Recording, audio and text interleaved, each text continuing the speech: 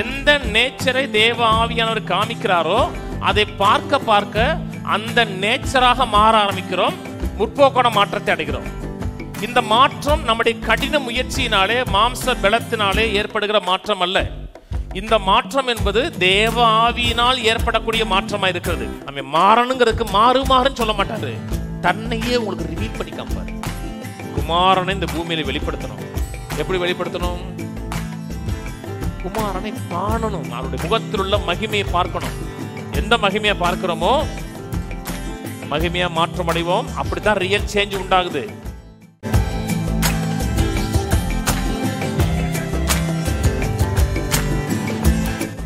மாற்றத்திற்கான செயல்முறைன்னு பார்த்து வருகிறோம். நாம் ஒவ்வொருவரும் மாற வேண்டும், மறுரூபமாக வேண்டும், நம்முடைய வாழ்க்கையிலுக்கு தேவனை இந்த உலகத்துக்கு வெளிப்படுத்த வேண்டும் என்கிறது தான் நமக்கு தேவனுடைய அல்டிமேட் பர்பஸாக இருக்கிறது, பிரதானமான நோக்கமாக இருக்கிறது. ரட்சிக்கப்பட்டிருக்கிறோம், தேவாவியா நமக்குள்ளே வாசம் பண்ணுகிறார் என்றால் மாற வேண்டுங்கிற ஆசை எல்லாருக்குமே இருக்கு. மாற வேண்டும் இருக்கக்கூடாது, நம் கர்த்தரை மகிமைப்படுத்தி வாழணும், ஒரு தேவனுடைய பிள்ளையை போல இந்த உலகத்தில் வாழணும், இந்த உலகத்தில் ஒரு தாக்கத்தை ஏற்படுத்துங்கிற ஆசை எல்லாருக்குமே இருக்கு. ஆசை இருக்கிறது நல்லது. அந்த ஆசை இருக்கிறதுனால மக்கள் முயற்சி எடுக்கிறார்கள், மாறணுங்கிறதுக்கான முயற்சி எடுக்கிறார்கள். ஆனால் மக்கள் எடுக்கிற முயற்சியில் பெரும்பாலான முயற்சி தோல்வி அடைகிறதுனால நம்ம மாறவே முடியாது, நம்ம இப்படி இருக்க வேண்டியதான், எப்படியாவது ரட்சிப்பை மட்டும் காத்துக்கிட்டு பரலோகம் போயிட வேண்டியதான் அப்படிங்கிற ஒரு எண்ணத்தில் மக்கள் வாழ்கிறார்கள். நாம் மாற வேண்டும் என்று கர்த்தர் விரும்புகிறார், அதான் நம்மை குறித்து சித்தமாக இருக்கிறது என்றால், நம் கர்த்தருடைய வழிமுறைகள் போகிறோம் என்றால் மாற்றத்தை, தெய்வீகமான மாற்றத்தை எளிதான முறையில் பெற முடியும். இப்படி நம்ம மாற்றம் அடைவதற்கு, தேவன் விரும்புகிற மாற்றம் நம்முடைய வாழ்க்கையில் அடைவதற்கு நாம் தெரிந்து கொள்ள வேண்டிய பிரதானமான முதல் காரியம், தேவன் மாற மாட்டார்.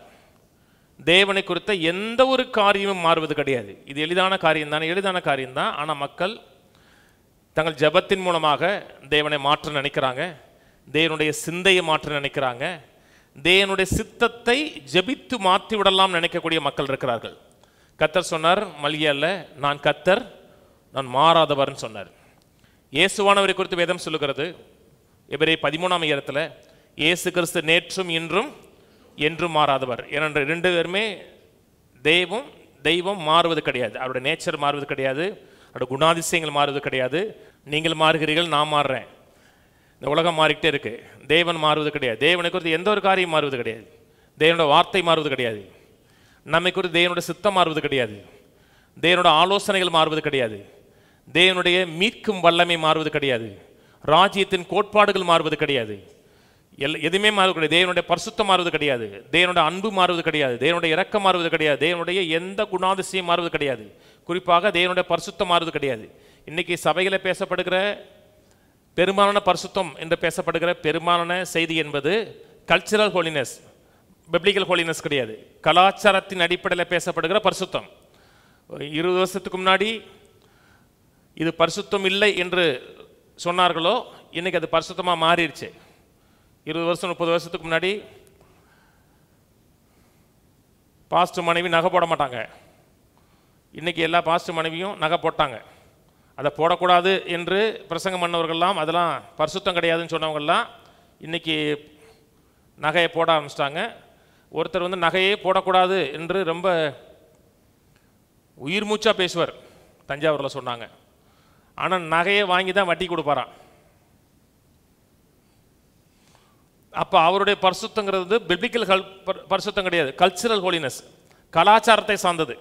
இந்தியாவுக்கு ஒரு பரிசுத்தம், ஆப்கானிஸ்தானுக்கு ஒரு பரிசுத்தம், ஒவ்வொரு தேசத்துக்கும் ஒரு பரிசுத்தம். காலத்துக்கு தேசத்துக்கு ஏற்ற மாதிரி பரிசுத்தம் மாறிடும்.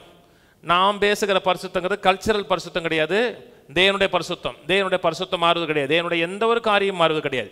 ராஜ்யத்தின் நினைவுகள் மாறுவது கிடையாது. விதைப்பும் மறுப்பும் மாறுவது கிடையாது. பூமி உள்ளளவும் விதைப்பும் மறுப்பும் கோடை காலமும் மாரிகாலமும் உஷ்ணகாலமும் குளிர்காலமும் இருக்கு என்பதை தன் உள்ளத்தில் சொன்னால் அது மாறுவது கிடையாது. தேவனை குறித்த எந்த காரியம் மாறுவது கிடையாது. அப்போ மாற வேண்டியது யார்? நாம் மாறணும். நாம் மாறிக்கொண்டே இருக்கிறோம். சின்ன வயதில் இருந்தது மாதிரி இப்போ இல்லை. உலகம் மாறிட்டு தான் இருக்குது. உலகம் பிற்போக்காக மாறுது, முற்போக்காக மாறலை. இந்த பிற்போக்காக மாறக்கூடிய உலகத்தில் நம் முற்போக்காக மாறக்கூடிய மக்களாக இருக்கணும்.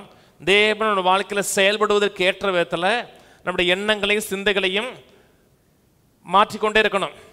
தேவன் நம்ம எப்படி ஆசீர்வதிக்க விரும்புகிறாரோ அதற்கேற்ற விதத்தில் அவர் மாற மாட்டார். அந்த எண்டு மாறாது. இந்த எண்டில் நம்முடைய எண்ணங்கள், சிந்தைகள், நம்முடைய ஆட்டிடியூடு, நம்முடைய மனப்பான்மை எல்லாம் மாறிக்கிட்டே இருக்கணும்.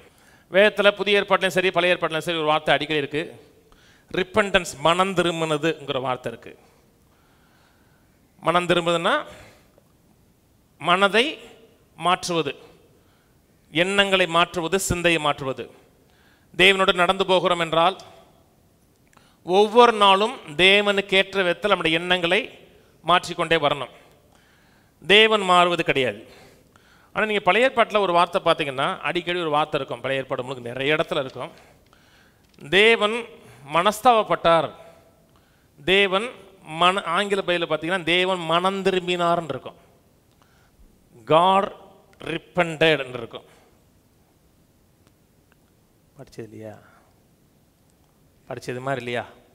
இஸ்ரவேல் மக்களுக்கு தான் செய்ய போகிற தீங்கை நினைத்து மனஸ்தாபப்பட்டார். அந்த மனஸ்தாபப்பட்டாருங்கிற வார்த்தை ஆங்கிலத்தில் ரிப்பன் மன்னார், மனம் மாறினார் இருக்கு. கவனிங்க, வேலைக்கு சொல்கிறேன். அவர் தான் மாற மாட்டார். நீங்களே அவருடைய நினைவுகள் மாறுவது கிடையாது, சிந்தைகள் மாறுவது கிடையாதுன்னு சொன்னீங்க. ஆனால் பழைய ஏற்பாட்டில் நிறைய இடத்துல நீங்கள் பார்த்தீங்கன்னா காட் ரிப்பன்டட் இருக்கும், கர்த்தர் மனம் திரும்பினார் அப்படின்னு இருக்கும். நம்முடைய மனதில் மனம் திரும்பினார்னா மனதில் வரக்கூடிய காரியம் என்னன்னா, பாவம் செஞ்ச மனுஷன் மனம் திரும்பிட்டான். மனம் திரும்பதெல்லாம் நம்ம மனதில் என்ன, பாவமாக இருந்தான், பாவம் செஞ்சான், இப்போ பாவத்திலிருந்து மனம் திரும்பிட்டான். தேவன் பரிசுத்தர், தேவன் பாவமே செய்ய முடியாது. அவர் எப்படி மனம் திரும்பினார்? தேவன் மாற மாட்டாருன்னு சொன்னீங்க. இப்போ மனம் மாறினார் அப்படின்னா, எடுத்துக்காட்டுக்கு நினிவே, கர்த்தர் சொன்னார் நினிவே அழிந்து போகும், 40 நாளில் சொல்லு, 40 நாளில் நினிவே அழிந்து போகும்னு சொல்லுனார். ஒருத்தன் போய் 40 நாள் சொல்கிறான், ரொம்ப வாஞ்சியோடு சொல்கிறான், 40 நாளில் போவீங்கடா நீங்கள், ஈஸியான செய்தி தான், 40 நாள் அழிஞ்சு போவீங்க. ஒரே வார்த்தை தான், 40 நாள் அழிஞ்சு போவீங்க, 40 நாள் அழிஞ்சு போவீங்க, 40 நாள் அழிஞ்சு போவீங்க. போயிட்டு அழிஞ்சு போவாங்களான்னு பார்த்துக்கிட்டு இருக்கேன். ஒருத்தன் மாடியில் உட்காந்து, ஒரு மேட்டில் உட்காந்து அழியலை. அவர்களுக்கு செய்ய நினைக்கிற தீங்கை நினைத்து கர்த்தர் மனஸ்தாபப்பட்டார். அவர்களுக்கு கர்த்தர் தீங்கு செய்யலன்னு இருக்கு. தேவன் மனம் திரும்பினார்ல. கவனிங்க, அவர்கள் வாழ்க்கை தவறு, போகிற பாதை தவறு. அந்த பாதையில் போனார்கள் என்றால் தேவனுடைய நீதியுள்ள தண்டனை உண்டாகும். அந்த பாதையில் போனோம்னா தேவனுடைய ரைச்சஸ் ஜட்ஜ்மெண்ட் இங்கே உண்டாகும். அந்த பாதையில் போனால், அந்த பாதையில் போகாமல் இல்லை நான் மனம் திரும்புகிறேன், என் வாழ்க்கையை மாற்றி அமைக்கிறேன், நான் தேவனுக்கேற்ற விதத்தில் இந்த பாதையில் போனேங்க, அந்த வாழ்க்கையில் ஆசீர்வாதம் இருக்கும். தேவன் மாறலை, தேவன் அப்படி தான் இருக்கிறார். இந்த மக்கள் மாறினாங்க. நான் சொன்னது புரியுதுங்களா? இன்னைக்கு கர்த்தர் நம்ம தவறான வழியில் போனால் கூட கர்த்தர் நம்ம தண்டிப்பது கிடையாது, ஆக்கினைகளாக தீர்ப்பது கிடையாது. ஏன் தீர்ப்பது கிடையாதுன்னா, நமக்கு வர வேண்டிய நீதி உள்ள தண்டனை இயேசு மேலே வந்துச்சு. அதனால தான் நமக்கு தண்டனை கிடையாது, ஆக்கினை தீர்ப்பு கிடையாதுங்கிறோம். ஆனால் தவறான ஒரு மனிதன் தவறான பாதையில் தொடர்ந்து போயிட்டே இருக்கான், தொடர்ந்து அதே பாதையில் டிராவல் எடுத்துக்கிட்டே இருக்கான்னா அந்த பாதையில் தீமை இருக்குன்னு சொல்கிறாரு. இந்த பாதையில் போகாதப்பா, தீமை அது வாழ்க்கைக்கு நன்மையை ஏற்படுத்தி கொடுக்காதுன்னு சொல்கிறாரு. ஐயா சரியா, நீங்கள் சொன்னால் கரெக்டாக தான் இருக்கும், நான் மனம் திரும்புகிறேன், அந்த பாதையை விட்டு நான் வெளியே இந்த பாதைக்கு போகிறேன்னா அவன் வாழ்க்கை மாறும். மாற வேண்டியது கர்த்தர் அல்ல, மாற வேண்டியது அந்த மனுஷன், அந்த மனிதனுடைய எண்ணங்கள், அந்த மனிதனுடைய செயல்கள். எல்லாருமே மாற விரும்புகிறோம். மாற விரும்புகிறபடினால தான் எல்லாருமே நியூ ரெசல்யூஷன் எடுக்கிறாங்க. புது வருடத்துலேருந்து 2000 எத்தனை பேர் எடுத்தீங்கன்னு தெரியல, 2024 நம்ம சபையில் எடுக்கிறீங்கன்னு தெரியல, பெரும்பாலும் சபையில் எடுப்பாங்க. நியூ ரெசல்யூஷன் நிறையா இருக்கும். 2024 நான் இப்படி இருக்க மாட்டேன், அப்படி இருப்பேன், அது செய்வேன், இது செய்வேன், நிறைய தீர்மானங்கள் எடுக்கிறாங்க. என் வாழ்க்கை மாறும், நான் இப்படி ஜெபிப்பேன், இப்படி வாழ்வேன், இப்படி இருப்பேன், அப்படி நிறைய தீர்மானங்கள் எடுக்கிறாங்க. தீர்மானம் எடுக்கிறது நல்லது, ஏனென்றால் மாற விரும்புகிறோம். ஆனால் எடுத்த பெரும்பாலான தீர்மானங்கள் நம்மளோட வாழ்க்கையில் தோல்வி தான் ஏற்படுத்தி கொடுத்துருக்கிறது. வேதம் சொல்லுகிறது, நெடுநாளாய் காத்திருக்கிறது இருதயத்தை இழைக்க பண்ணும். மாற்றம் வரும், மாற்றம் வரும், 2021 மாறிடுவோம், 2024 மாறிடுவோம், இப்போ மாறிடுவோம், அப்போ மாறிடுவோம், இப்போ மாறிடுவோன்னு மாறுவோம் சொல்லி மாறாமல் இருக்கிறது என்ன செய்யணும்னா ஒரு செல்ஃப் காண்டம்னேஷனை ஏற்படுத்தி கொடுக்குறோம். அதாவது ஒரு அன்வர்தினஸை ஏற்படுத்தி கொடுத்துரும். நான் தகுதி இல்லை, நான் மாறுவதற்கான சரியான ஆளே கிடையாது என்கிற ஒரு எண்ணத்தை ஏற்படுத்தி கொடுத்துரும். மாற்றம் என்கிற மலையில் ஏற முயற்சி எடுக்கும் பொழுது கவனிச்சுவாங்க, கிட்டத்தட்ட ஏறிட்டோம்டா அப்படின்னு கடைசி விளிம்புக்கு வரது கடைசியில் பார்த்தோம்னா மலை அடிவாரத்தில் இருப்போம். நம்ம மாறவே இல்லை, அப்படி அதே நிலையில் தான் இருக்கிறோம். உலகமும் சொல்லுகுது நீ மாற மாட்டேன்றோம். நீ மாற மாட்டா, நீ இப்படித்தான், நீ என்ன முயற்சி எடுத்தாலும் நீ மாற முடியாது. கணவன் மனைவி பார்த்து சொல்லுவார், அவள் மாற மாட்டா, அவள் அப்படித்தான். மனைவி கணவனை பார்த்து சொல்லுவார், அந்த ஆள் மாற மாட்டான்ருவாங்க. உலகமும் சொல்லும் இவன் மாற மாட்டான்றோம். ஆனால் மாற விரும்புகிறீர்கள் என்றால் உலகம் சொன்ன அத்தனை வார்த்தையை மாற்றி முற்போக்கான மாற்றத்தை அடைய முடியும். இந்த மாற்றத்துக்கு முதல் காரியம் நான் மாற விரும்புகிறேன். அதான் முதல் காரியம். நான் மாற விரும்புகிறேன், என் வாழ்க்கையில் மாற்றத்தை காண விரும்புகிறேன். First step. இந்த மாற்றம் முயற்சியினால் வருவது கிடையாது, அதாவது ட்ரை பண்ணுறதுல வருவது கிடையாது, தேவனை ட்ரஸ்ட் பண்ணுறதுல வருது. உலகம் என்ன சொல்லுதுன்னா, முயற்சி பண்ணு, இன்னும் கொஞ்சம் முயற்சி பண்ணு, இது இப்படி முயற்சி பண்ணல, நீ இந்த விதத்தில் முயற்சி பண்ணி பாருவேன், இதை கொஞ்சம் ட்ரை பண்ணி பாருவேன். இது ட்ரை பண்ணுறதுல வரல, தேவனை முற்றிலுமாக ட்ரஸ்ட் பண்ணுறதுல வருது. நான் முற்றிலுமாக தேவனை சார்ந்து கொள்ளுகிறேன், தேவனை வெளிப்படுத்த விரும்புகிறீன்னா முற்போக்கான மாற்றம் உங்கள் வாழ்க்கையில் உண்டாகும். 2 கொரிந்தியர் திருப்புவோம். 2 கொரிந்தியர் 3ஆம் அதிகாரம் முழுவதும் எப்படி ஒரு மாற்றம் வருகிறது என்பதை குறித்து பேசுகிறார். 2 கொரிந்தியர் 3ஆம் அதிகாரத்தில் பழைய ஏற்பாட்டு மகிமை குறித்தும் புதிய ஏற்பாட்டு மகிமை குறித்தும் பேசுகிறார். பழைய ஏற்பாட்டு மகிமைங்கிறது ஒளிந்து போகக்கூடிய மகிமைங்கிறாரு, பாசவேங்கிறார், கடந்து போகக்கூடிய மகிமைங்கிறாரு. பழைய ஏற்பாட்டில் இருக்கிற அந்த நியாயப்பிரமாணத்தின் உடன்படிக்கையில் ஒரு மகிமை இருந்துச்சு. அந்த மகிமை என்பது புதிய ஏற்பாட்டில் அந்த கிருபையின் உடன்படிக்கையில் நீதிமானாக்கப்படுவது, புது சிருஷ்டியாவது, இதை கம்பேர் பண்ணும் பொழுது அந்த மகிமை மேலான மகிமை இல்லைங்கிறார். கவனிச்சே வாங்க. 2 கொரிந்தியர் 3:11 வாசிப்போம். அன்றி ஒளிந்து போவதே மகிமை உள்ளதாக இருந்ததானால் நிலைத்திருப்பது அதிக மகிமை உள்ளதாக இருக்குமே. நாங்கள் இப்படிப்பட்ட நம்பிக்கையை உடையவர்கள் ஆனதால் மிகவும் தாராளமாக பேசுகிறோம். இப்படிப்பட்ட நம்பிக்கைன்னா இது அதிக மகிமை உள்ளதாக இருக்கிறபடினாலே தாராளமாக பேசுகிறோம். மேலும் ஒளிந்து போவதின் முடிவை இஸ்ரவேல் புத்திரர் நோக்கி பாராதபடிக்கு மோசே தன் முகத்தின் மேல் முக்காடு போட்டு கொண்டது போல நாங்கள் போடுகிறதில்லை. அவர்களுடைய மனது கடினப்பட்டது. இந்நாள் வரைக்கும் பழைய ஏற்பாடு வாசிக்கப்படுகையில் அந்த முக்காடு நீங்காமல் இருக்கிறது, அது கிறிஸ்துவினாலே நீக்கப்படுகிறது. மோசையின் ஆகமங்கள் வாசிக்கப்படும் பொழுது இந்நாள் வரைக்கும் முக்காடு அவர்கள் இருதயத்தின் மேல் இருக்கிறதே. அவர்கள் கர்த்தரிடத்தில் மனம் திரும்பும் பொழுது அந்த முக்காடு எடுபட்டு போம். கர்த்தரே ஆவியானவர், கர்த்தருடைய ஆவி எங்கேயோ அங்கே விடுதலையும் உண்டு. நாம் எல்லோரும் திறந்த முகமாய் கர்த்தருடைய மகிமையை கண்ணாடியில் காண்கிறது போல கண்டு ஆவியாய் இருக்கிற கர்த்தரால் அந்த சாயலாகத்தானே மகிமையின் மேல் மகிமை அடைந்து மறுரூபப்படுகிறோம். மகிமை அடைந்து மறுரூபப்படுகிறோம். இந்த வசனம் சொல்லுகிறது, போன வாரம் சொன்னேன், இந்த 18ஆம் வசனத்தை சொல்லப்பட்ட ஒவ்வொரு செக்மெண்ட்டாக வாசி காமிச்சேன். நாம் எல்லோரும் மகிமையின் மேல் மகிமை அடைந்து மறுரூபமாகிறோம். எப்படி மகிமை அடைகிறோம் என்றால் கர்த்தருடைய மகிமையை கண்ணாடியில் காண்கிறது போல காண்கிறோம். தேவனுடைய வார்த்தையில தேவனுடைய நேச்சரை பார்க்கிறோம். தேவ ஆவியானவர் தேவனுடைய நேச்சரை காமிக்கிறார். எந்த நேச்சரை தேவ ஆவியானவர் காமிக்கிறாரோ அதை பார்க்க பார்க்க அந்த நேச்சராக மாற ஆரம்பிக்கிறோம். இது ப்ரொக்ரெசிவாக கொஞ்சம் கொஞ்சமாக நாளுக்கு நாள் மகிமையின் மேல் மகிமை அடைந்து மாற்றப்படுகிறோம், முற்போக்கான மாற்றத்தை அடைகிறோம். இந்த மாற்றம் நம்முடைய கடின முயற்சியினாலே மாம்ச பலத்தினாலே ஏற்படுகிற மாற்றம் அல்ல.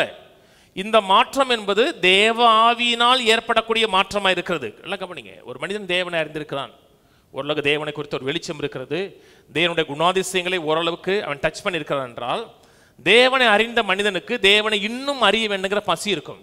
இந்த உலகத்தில் நம்மை திருப்திப்படுத்தாத ஒரு காரியம் என்னதென்றால் தேவனை முற்றிலுமாக தெரிந்துக்கிட்டேன், இனிமேல் தேவனை அறிவதற்கு ஒன்றுமில்லை நீ ஒரு நாள் சொல்ல முடியாது. தேவனை மெய்யா கொஞ்சம் அறிந்திருக்கிறீர்கள் என்றால் அது உங்களுக்கு பசியும் ஒரு தாகத்தை ஏற்படுத்தி கொடுக்கும். இன்னும் நான் தேவனை அறியணும், இன்னும் தேவனுடைய குணாதிசயங்களை அறியணும், தேவன் எப்படிப்பட்ட என்பதை காண வேண்டுங்கிற ஒரு வாஞ்சை இருக்கும். அந்த வாஞ்சை எந்த அளவுக்கு தேவனை பார்க்கிறீர்களோ அந்த சாயலாகவே மாற்றப்படுவோம். எந்த சாயலை தேவன்கிட்ட பார்க்கிறோமோ அந்த சாயலுடைய பிரதிபலிப்பா இருப்போம். கவனிக்கிறீங்க?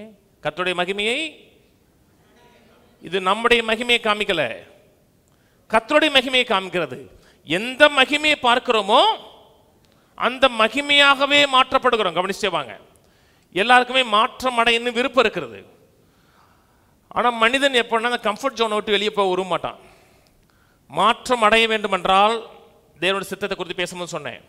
சரீரத்தை ஈல்டு பண்ணணும், புத்தி ஈல்டு பண்ணணும். தேவனுடைய சித்தத்துக்கு ஏற்றது மாதிரி சரீரத்தை ஈல்டு பண்ணணும். ஆனால் மக்கள் அந்த கம்ஃபர்ட் ஜோனை விட்டு வர விரும்ப மாட்டாங்க. சில நேரத்தில் முயற்சி எடுப்பாங்க, தோல்வி அடைவாங்க. ஆனால் தேவன் வைத்திருக்க தெய்வீகமான இந்த மெத்தடில் போனீங்கன்னா தேவனுடைய மகிமையை காண காண எந்த மகிமையை பார்க்கிறீர்களோ அந்த மகிமையாகவே மகிமையின் மேல் மகிமை அடைந்து மாற்றம் அடைவோம். தேவன் நம்மை மாறுவதற்கு தேவன் கொடுத்துக்க மிகப்பெரிய காரியம் தேவனுடைய குளோரி. அத்தனை பார்க்க போறோம். கர்த்தருடைய குளோரி. தேவன் நாம் மாற விரும்புகிறார் என்று சொல்றது மட்டுமல்ல, மாற்றத்திற்கு தன்னுடைய மகிமையை காண்பதற்கான கிருபையை கொடுத்திருக்கிறார். எந்த அளவுக்கு தேவனுடைய மகிமையை பார்க்கிறோமோ, கொடுக்கப்பட்ட வாக்குத்தத்தம் என்னன்னா, அந்த எந்த மகிமையை பார்க்கிறோமோ அந்த மகிமையாகவே மகிமையின் மேல் மகிமை அடைந்து மறுரூபமாவோம். இப்படி தேவாவியினால் ஒரு மறுரூபம் நமக்கு நடக்கிறது, ஒரு சேஞ்ச் நடக்கிறது என்றால் அது ரியல் சேஞ்சு, நிரந்தரமானது, மாறாதது. நடிக்க வேண்டிய அவசியம் கிடையாது, ஆட்களுக்கு ஏற்ற மாதிரி நாடகம் ஆட வேண்டிய அவசியம் கிடையாது. அது ரியல் சேஞ்சாக இருக்கும், மாறாத நித்திய சேஞ்சாக இருக்கும். அதை ஆவியானவர் ஏற்படுத்தி கொடுக்கிறார். ஆனால் ஒவ்வொரு நாளும் ரட்சிக்கப்பட்டிருக்கிறோம், தேவனுடைய பிள்ளையாக இருக்கிறோம் என்றால் ஆண்டவரே உடைய மகிமை எனக்கு காமியும் என்ற கதறல் நமக்கு இருக்கணும். ஆண்டவரே நீ யார், நீ எப்படிப்பட்டவர், உடைய குணாதிசயம் என்ன, உடைய தன்மை என்ன என்பதை காண வேண்டுங்கிற வாஞ்சை இருக்கணும். அப்படி பசி இருக்கிறது, வாஞ்சை இருக்கிறது என்றால் பசியுள்ள மக்களை கர்த்தர் திருப்தியாக்குறார். நான் சொன்னது புரியுதுங்களா? மகிமையை பார்க்கிறோம், மகிமையை பார்க்கக்கூடிய கர்த்தர் கிருபையை கொடுத்திருக்கிறார். எந்த மகிமையை பார்க்கிறோமோ அந்த மகிமையாகவே நாம் மாற்றம் அடைகிறோம். இன்னைக்கு மக்களுக்கு பிரச்சனை என்னன்னா, மகிமையை பார்த்து மகிமையை போல மாற்றம் அடைகிறோம். ஆனால் மக்களுக்கு மகிமைன்னா என்னன்னு தெரியல. ஒவ்வொரு மக்களுக்கும் மகிமைன்னு சொல்லும் பொழுது அவங்களுடைய மனதில் ஒரு ஐடியா வச்சிருக்காங்க, ஒரு சிந்தனை வச்சிருக்காங்க. கர்த்தருடைய மகிமை சொல்லும் பொழுது அவங்களுடைய மனதில் ஒரு ஐடியா இருக்கிறது. நீங்க நினைக்கிற ஐடியாவின் அடிப்படையில் நீங்கள் மகிமையின் மேல் மகிமை அடைய முடியாது. மகிமைனா என்னன்னே தெரியலன்னா அதை பார்க்க முடியாது. அப்புறம் ஆவியானவர் உங்கள் வாழ்க்கையில் மாற்றத்தை ஏற்படுத்தி கொடுக்க முடியாது. கவனிச்சவங்க, மகிமைன்னா முதல்ல என்னன்னு தெரியணும். மகிமைன்னா என்ன இல்லைன்னு முதல்ல சொல்றேன். மகிமைன்னா ஒரு மேகம் கிடையாது, மகிமைன்னா ஒரு பனிமூட்டம் கிடையாது. கர்த்தருடைய மகிமை இந்த இடத்துல அப்படி இறங்குதுன்னு என்ன அர்த்தம்? ஒரு மேகமூட்டமாகவோ ஒரு பனிமூட்டமாகவோ வர்றது கிடையாது. ஒரு மகிமையின் மேகம் சொல்றோம் இல்லையா, அப்படி மேகமூட்டமாகவோ பனிமூட்டமாக வருகிறது கர்த்தருடைய மகிமை கிடையாது. 100% கிடையாது. கவனிங்க, கர்த்தருடைய மகிமையை பார்ப்பதற்கு பிசிக்கல் மேனிஃபெஸ்டேஷன் தேவையில்லை. அதாவது சரீரப்பிரகாரமாக ஏதோ ஒரு காரியம் உங்களுக்கு ஃபீல் ஆக வேண்டிய அவசியம் கிடையாது. ஐ ஃபீல் த க்ளோரிங்கிறாங்க பார்த்தீங்களா?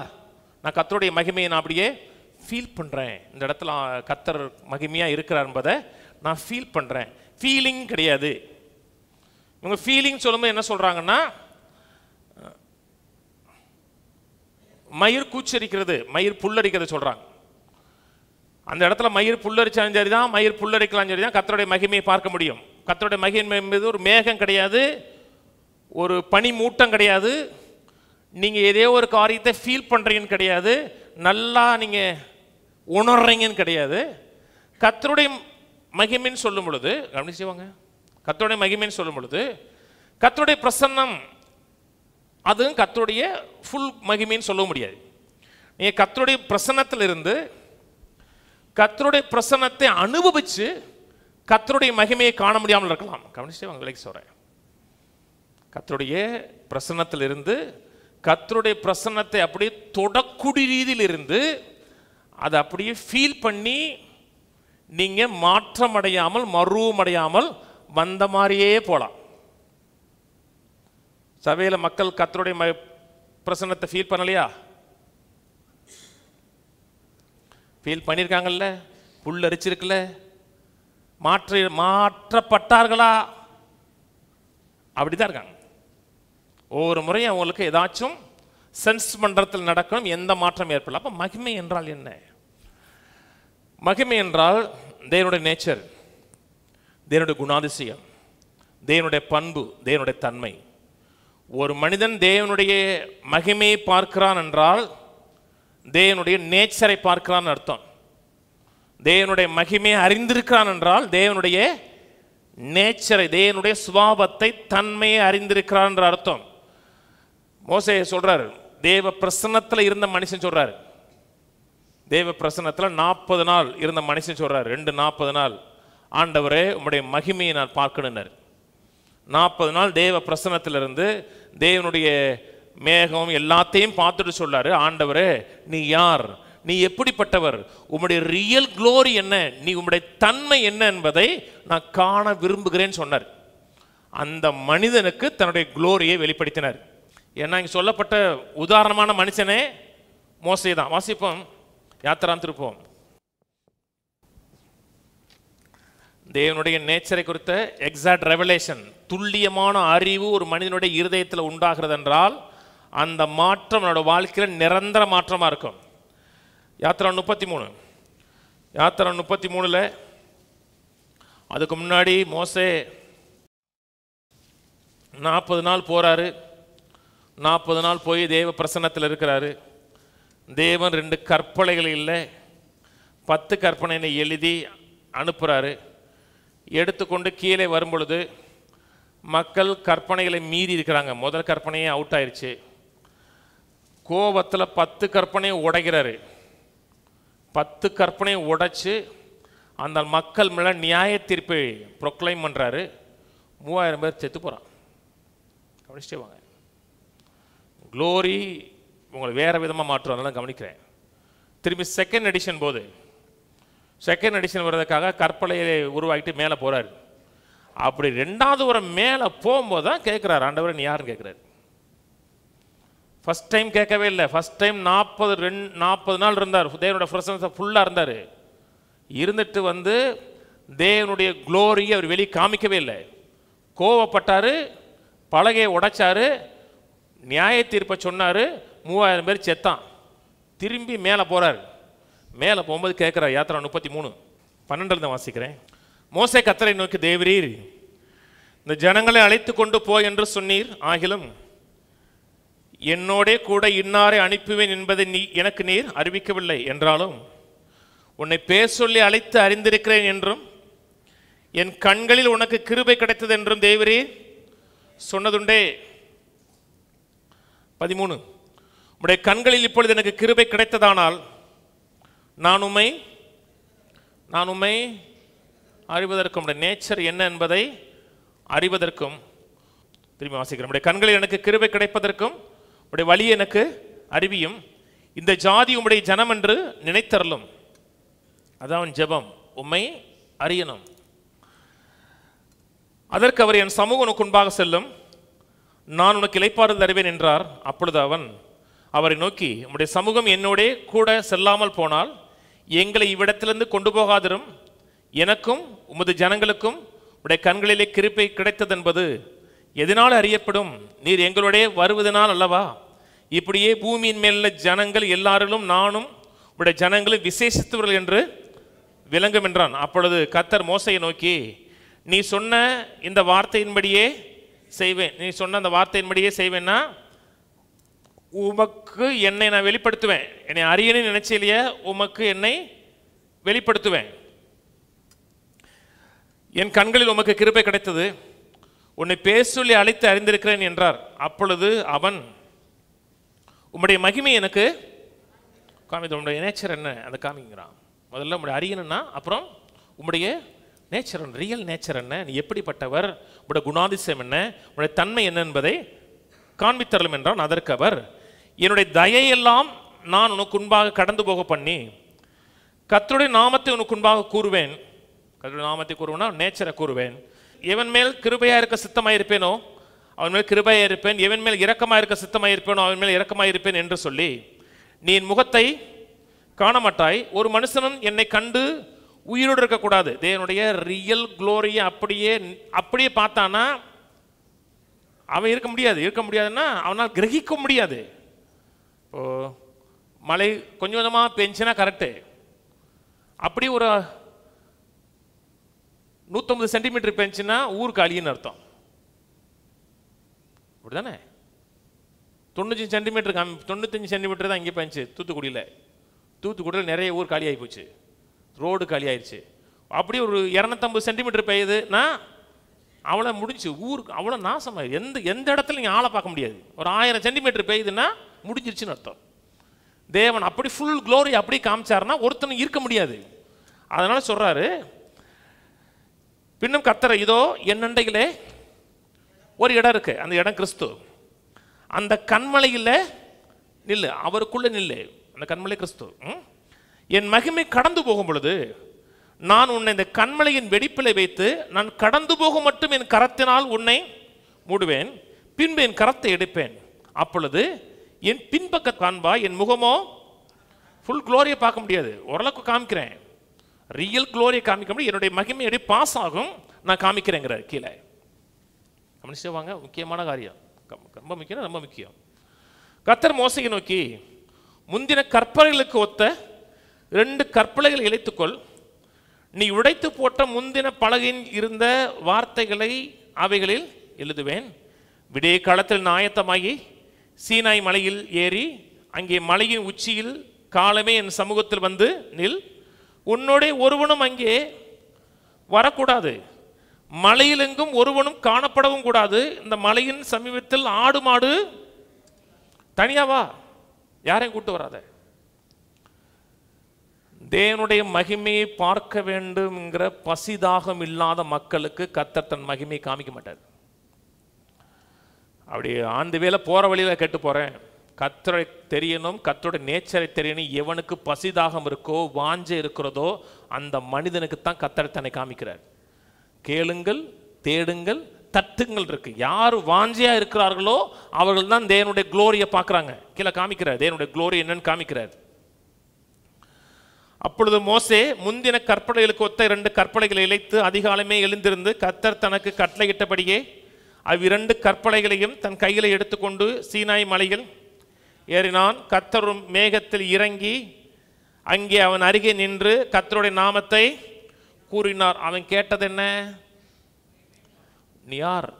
உண்மை அறியணும், நம்முடைய நேச்சர் அறியணுங்கிறாரு. எவன் வாஞ்சையா இருக்கிறானோ அந்த மனிதனுக்கு கர்த்தர் தன்னுடைய நேச்சரை காமிக்க விரும்புகிறார். ஏன்னா நாம் மாற வேண்டும்னு கர்த்தர் விரும்புகிறார். மாற்றத்துக்கு கீ என்ன? கர்த்தருடைய மகிமையை பார்க்கணும். எந்த மகிமையை பார்க்கிறோமோ அந்த மகிமையாக மாற்றப்படுகிறேன். காமிக்கிறேன் எப்படி மோசே மாறினார்னு காமிக்கிறேன். மோசே எப்படி மாறினாரோ அதே போல சூப்பரா மாற முடியும் காமிக்கிறேன்.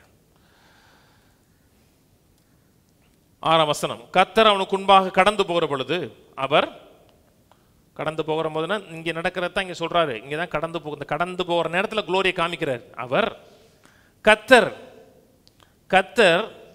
இரக்கமும் கிருபையும் நீடிய சாந்தமும் மகா தயையும் சத்தியம் உள்ள தேவன், 1000 தலைமுறைகளுக்கு இரக்கத்தை காக்கிறவர், அக்கிரமத்தை மீறுதல்களையும் பாவங்களையும் மன்னிக்கிறவர், குற்றவாளிகளை குற்றமற்றவனாய் விடாமல் பிதாக்கள் செய்த அக்கிரமத்தை பிள்ளைகளிடத்திலும் பிள்ளைகளுடைய பிள்ளைகளிடத்திலும் 3ஆம் 4ஆம் தலைமுறை மட்டும் விசாரிக்கிறவர் என்று கூறினார். இன்னைக்கு சபை மக்களாக இருக்கிறோம், தேவனுடைய ஜனங்களாக இருக்கிறோம். தேவனுடைய ஜனங்களாக இருக்கிறோம். நாம் தேவனுடைய ரியல் குளோரியை அறிந்து கொள்ளாத ஜனங்களாக தான் இருக்கிறோம். தேவனுடைய ரியல் மகிமை, தேவன் மெய்யாகவே எப்படிப்பட்டவர் என்பதை நாம் அறிந்திருந்தோம் என்றால் அந்த மகிமையை நாம் ரிஃப்ளெக்ட் பண்ணியிருப்போம், வெளிப்படுத்தியிருப்போம். அப்படிங்க எந்த மகிமையை பார்க்கிறோமோ அந்த சாய்களாகவே வெளிப்படுவோம். அந்த மகிமையினுடைய பிரதிபலிப்பா நாம் இருப்போம். கர்த்தரை அறியணும், கர்த்தருடைய மகிமை அறியணும், தேவன் எப்படிப்பட்ட அறிய வேண்டுங்கிற வாஞ்சை பசிதாக நமக்கு இருக்கிறது என்றால் அந்த பசிதாக உள்ள மக்களுக்கு கர்த்தர் தன்னை வெளிப்படுத்துவார்.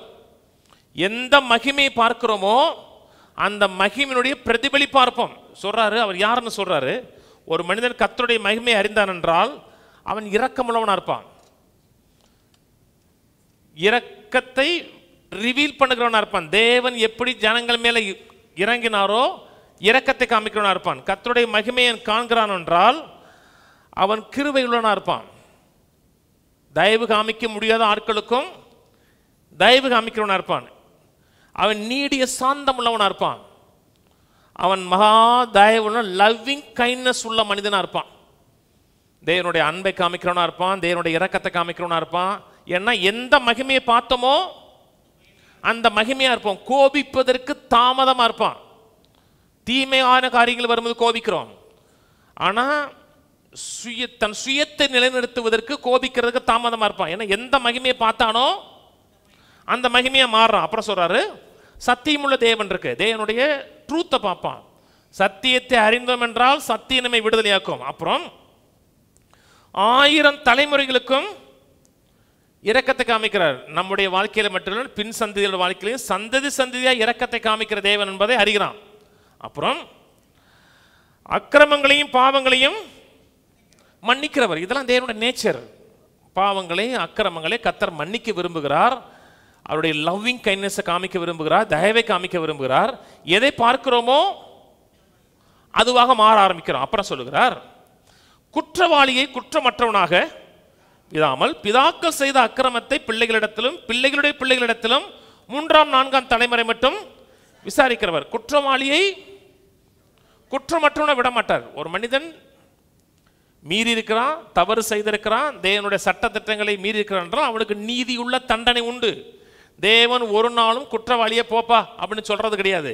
உன் பாவத்தை நான் பார்க்க மாட்டேன், எல்லாருமே ஒரு காலத்தில் பாவம் செய்யத்தான் செய்வாங்க, எவன் பாவம் செய்யலை அப்படின்னு பாவத்தை கண்டு கொள்ளாமல் விடுவது கிடையாது. இன்னைக்கு நமக்கு தண்டனை இல்லைன்னு சொல்லுகிறோம். உன் அக்கிரமங்களையும் பாவங்களையும் கர்த்தர் நினையாது இருப்பான்னு சொல்றோம். ஏன் நினையாது இருப்பான்னு சொல்றோம்னா, நமக்கு வேண்டிய தண்டனைகளை ஆக்கின தீர்ப்புகளை குமாரன் மேல வைத்து தண்டித்திருக்கிறார். ஒரு மனிதன் குமாரனுக்குள்ள இல்லாமல் இருக்கிறான், இயேசு கிறிஸ்துவை அறியாமல் இருக்கிறான் என்றால், ஆண்டவரே நான் போற வாழ்க்கை சரியில்லை, என் வாழ்க்கையில தீமை இருக்கிறது, நிறைவு இல்லை, என் குடும்பத்தில் சாபம் இருக்கு. பரம்பரை சாபம்லாம் நிஜம். சில குடும்பத்தில் பரம்பரை சாபம் கண்டினியூஸாக வரும். பரம்பரை சாபம் நிஜம். நீங்க ரட்சிக்கப்பட்டிருக்கீங்க, தேவனுடைய பிள்ளையா இருக்கீங்கன்னா கர்த்தர் மன்னித்து அந்த தீமையிலிருந்து வெளியே கொண்டு வருவார். நான் சொன்னது புரியுதுங்களா? அவருடைய நேச்சம். குற்றமுள்ளவனை குற்றவாளியா விட மாட்டார். ஆனா அவரை நோக்கி எவன் கூப்பிடுகிறானோ அவனை அவர் ரட்சிக்க உள்ளவராய் இருக்கிறார், மகா சாந்தம் உள்ளவராய் தயவுள்ளவராய் இருக்கிறார். எந்த மகிமையை பார்க்கிறோமோ அந்த மகிமையை ரெஃப்ளெக்ட் பண்ணுகிறோம், அந்த மகிமையுடைய பிரதிபலிப்பா இருக்கிறோம். இன்னைக்கு சபையில மதம் பேசப்படுகிறது, சட்டத்திட்டம் பேசப்படுகிறது, தேவனுடைய குளோரி மகிமை பேசப்படலை. மோசே 40 நாள் தேவ பிரசன்னத்தில் இருந்தார். இந்த நேச்சர் எதுவுமே அவர் காமிக்கல. அந்த மக்கள் மேல மனதுருகுனாரா, இரக்கமா இருந்தாரா, தயவா இருந்தாரா? இல்லை. அந்த ஜனங்களுக்கு அவர் ஆஃபர் பண்ணதற்கு ஒண்ணுமே இல்லை. வந்தாரு, அந்த ஜனங்கள் பாவம் செய்யற பார்த்தாரு, போட்டு உடைச்சாரு, சாமம் சொன்னாரு, 3000 பேர் செத்து போயிட்டான். அந்த ஜனங்களுக்கு ஆஃபர் பண்ணதற்கு அவர்கிட்ட ஒண்ணுமே இல்லை. ஏன் ஒன்றும் இல்லை? 40 நாள் தேவ பிரசன்னத்தில் இருந்தாரு, தேவனை ஃபுல்லா அறியலை. ஒரு மனிதன் தேவ பிரசன்னத்தில் இருந்து தேவனை அறியாமல் போக முடியும். இது செகண்ட் டைம்ங்க இந்த சம்பவம் நடக்கலாம். ஃபர்ஸ்ட் டைம்ல, செகண்ட் டைம். அதுக்கு முன்னாடியே கல்பாறையை உடைச்சாச்சு, அதுக்கு முன்னாடியே அந்த பொன் கன்று கொட்டில அதுக்கு முன்னாடி போயிடுச்சு. செகண்ட் டைம் போகும்போது கேட்குறாரு, திரும்பி 8ஆம் வசனம் காமிங்க. இன்னைக்கு கர்த்தர் நம்ம கொடுக்கறது ரியல் மாற்றம். அப்புறம் தான் கேட்குறாரு, ஆண்டவரே உங்களுடைய மகிமை எனக்கு காமியும். அந்த கதறல் தான் நம்முடைய கதறலாக இருக்கணும். ஆண்டவரே உங்களுடைய மகிமையை பார்க்கணும். மாறணும்னா அவருடைய மகிமையை பார்க்கணும்.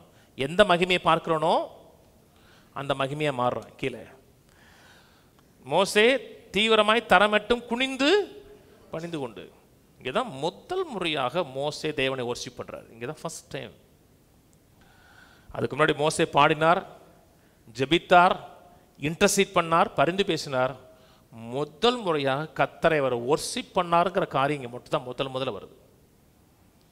நீங்கள் எல்லாரும் பாடும்போது நீங்களும் பாடலாம், பாட்டு அழகாக இருக்கும், நீங்களும் பாடலாம். ஆராதனை சொல்லி கொடுக்க முடியாது, பாட்டை சொல்லி கொடுக்கலாம். பாடுங்க, தேனினும் இனிமை இயேசுவின் நாமமேன்னு பாடலாம், பாட்டை சொல்லி கொடுக்கலாம், கையை உயர்த்த சொல்லி கொடுக்கலாம். ஆனால் ஆராதனை என்பது ஒரு மனிதன் தேவனுடைய ரியல் நேச்சரை அறிந்திருக்கிறான், தேவன் எப்படிப்பட்டவன் அறிந்திருக்கிறான் என்றால் ஆராதனை இருதயத்திலிருந்து வெடித்து கிளம்பும். அவனுக்கு ஆராதனை சொல்லவே வேண்டிய அவசியம் கிடையாது. தேவனுடைய நேச்சரை அறிந்த உடனே தரை மட்டும் குனிந்து ஃபர்ஸ்ட் டைம் வொர்ஷிப் பண்றாரு. துதி வேற, ஆராதனை வேற. துதினா என்ன? வேகமாக பாடணும். அப்புறம் அடுத்த 2 பாட்டு மெதுவாக இழுத்துட்டு பாடணும். துதினா நாங்கள் தேவன் செய்த நன்மைகளுக்கு திரும்பி தேங்க்ஸ் பண்ணுறது. ஆராதனைங்கிறது தேவன் செய்த நன்மைகளுக்கு தேங்க்ஸ் பண்ணுறது மட்டும் இல்லை, தேவன் யார் என்பதை அறிந்து தேவனுடைய மகத்துவங்களை பாடுவது. அதான் ரியல் வொர்ஷிப்பு. தேவன் யார், தேவன் எப்படிப்பட்டவர், ரியல் நேச்சரை அறிந்து அந்த நேச்சரை அறிந்து வாயில வர்றது.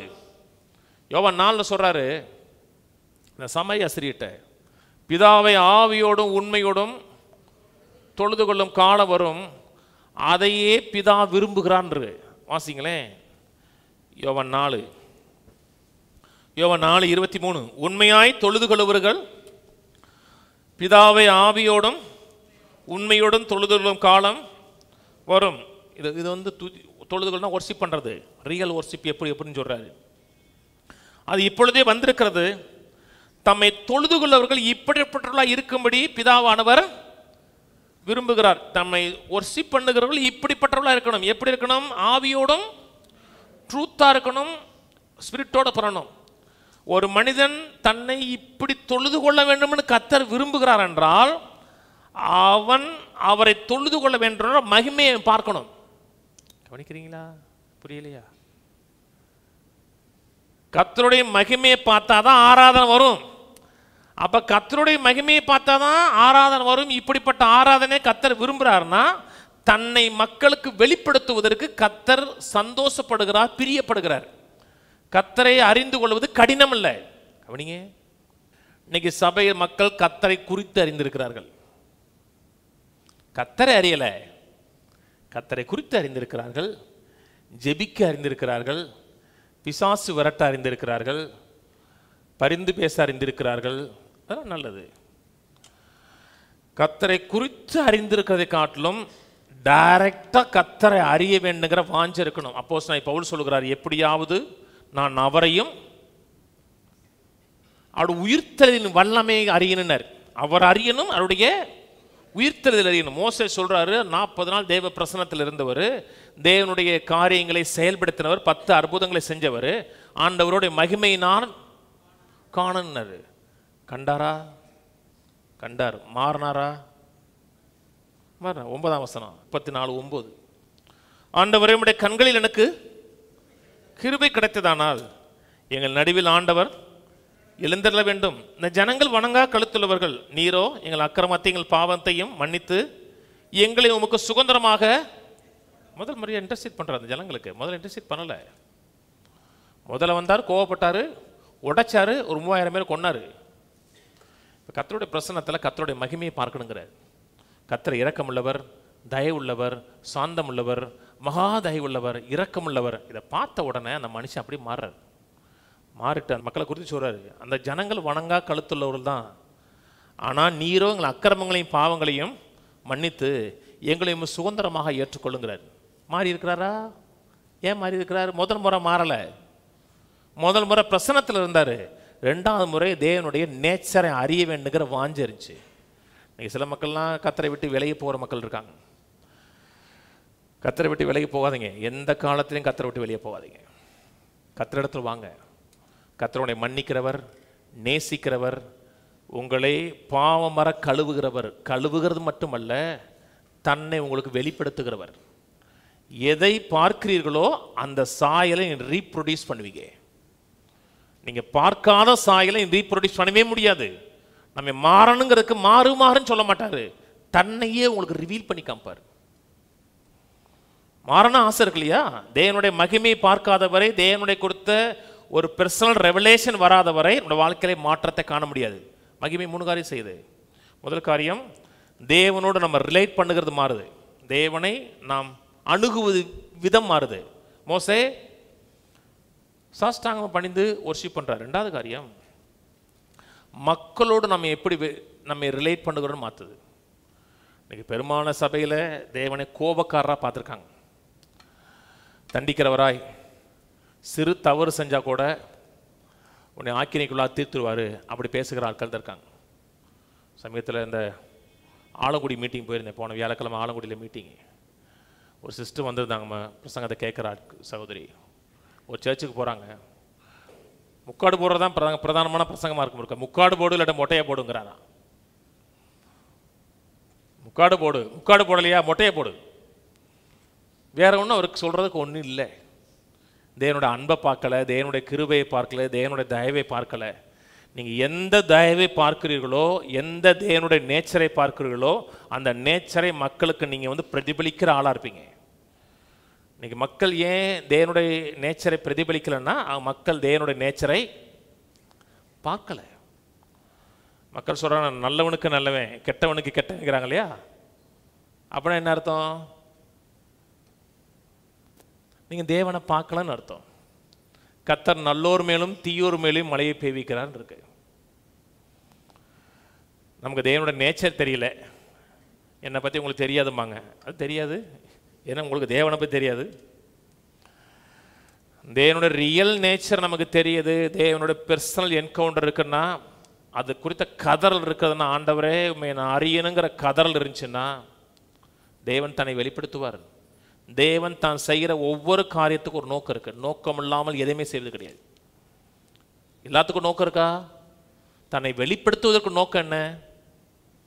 தேவனுடைய அல்டிமேட் பர்பஸ் நீங்கள் இந்த உலகத்தில் காமிக்கணும். குமாரனுடைய சாயலுக்கொப்பாய் நாம் மாற்றப்பட்டிருக்கிறோம் என்பதை இந்த உலகத்தில் நம்ம காமிக்கணும். ஏசாயா 49:16 சொல்றாரு, இதோ உன்னை என் உள்ளங்கையில வரைஞ்சி வச்சிருக்கேங்கிறார். அம்பிளிஃபைடு பைபிளில் உள்ளங்கையில் பச்சை குத்தி வச்சிருக்கேங்கிறார், டட்டு பண்ணி வச்சிருக்கேங்கிறார். அவருடைய கரம் உருவாக்குற கரம், படைக்கிற கரம், சகலத்தையும் தாங்கக்கூடிய கரம். அந்த கரம் நம்மை மீட்பதற்காக ஆணியில் கடாவப்பட்டுச்சு.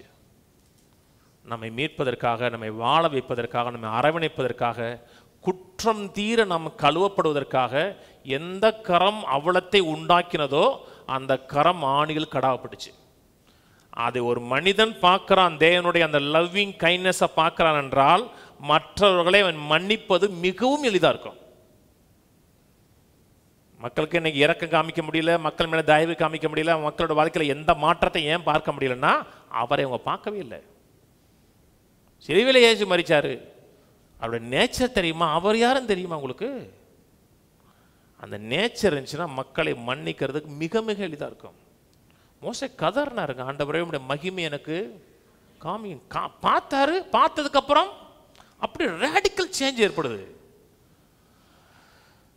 இன்னைக்கு சபை தவறுன மிகப்பெரிய ஒரு காரியம், இந்த உலகத்துக்கு தேவன் யாருமே நம்ம காமிக்கவே இல்லை. சர்ச்சுக்கு போனோம் அவ்வளோதான், ஞாயிற்றுக்கிழமை சர்ச்சை பைபிளை தூக்கிட்டு வந்தோம். அந்த 3 மணி நேரம் நம்ம வேற ஆள், வேறு கிரகத்தாள் மாதிரி வீட்டுக்கு போய் பைபிளை வச்சிட்டோம்னா அந்த தெருவில் இருக்க நம்மளும் ஒரு ஆள். உனக்கு எனக்கு எந்த வித்தியாசம் கிடையாது, வா போட்டு பார்ப்போம். தேவனுடைய குணாதிசயமோ தேவனுடைய தன்மையோ எந்த மாற்றம் ஏன் ஏற்படுனா, தேவனை கொடுத்த ரெவலேஷன் நமக்கு ஏற்படலை. அது ஒன்று தாங்க நம்ம மாற்றுது. சர்ச்சுக்கு போகிறதுனால மாறாது. கேட்குறாங்க சர்ச்சுக்கு போனால் எல்லாம் மாறிடுமா? கட்டாயம் மாறாது. ஆனால் மாறுவதற்கான வாய்ப்பு இருக்குது. தேவனை பார்க்கணும், தேவனுடைய நேச்சரை பார்க்கணும். தேவன் யார் என்பதை குறித்த அறிவு இருக்கு என்றால் எந்த அறிவை ஆவியானவர் காமிக்கிறாரோ அந்த சாயலாகவே மாற்றுவார். முதல் காரியம், தேவனோட அணுகிற விதம் மாறும். தேவனை ஆராதிக்கிறது லைஃப் ஸ்டைலில் மாறும். மற்ற மக்களோட அணுகிற விதம் மாறும். 3வது காரியம், உங்களுடைய தோற்றமே மாறும். மோசே மேலேருந்து இறங்கி வந்தார் பார்த்தீங்களா, முகம் பிரகாசித்தது, முகத்தில் ஒரு சேஞ்ச் ஏற்பட்டுச்சு. நமக்குள்ள ஒரு மகிமை இருக்கா?